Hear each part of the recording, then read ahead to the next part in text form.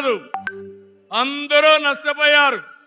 I'm requesting honourable prime minister Modi ji, Andhra Pradesh has suffered the worst due to bad governance, financial mismanagement and corruption.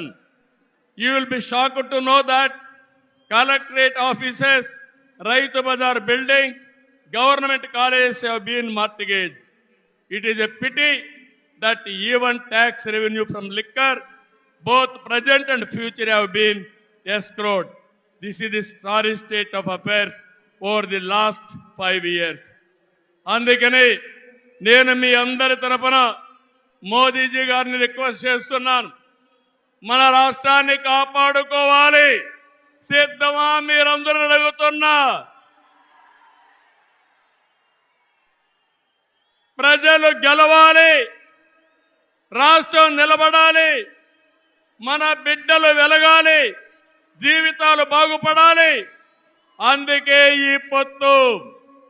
Narendra Modiji గారి సంకల్పం గెలవడం కాదు. నిన్ననే ఎన్నికల శంఖారావం మోగింది, ప్రజల్లో ఉత్సాహం పెరిగింది. దేశంలో ఎన్డీఏకి 400+ సీట్లు వస్తాయి. అదే మరి ఆంధ్రప్రదేశ్ లో 25కు 25 గెలిపించే బాధ్యత మీదే. సిద్ధమా అని మిమ్మల్ని అడుగుతున్నా. అది చేసి ఈ రాష్ట్ర పునర్నిర్మాణం చేసుకోవాలి.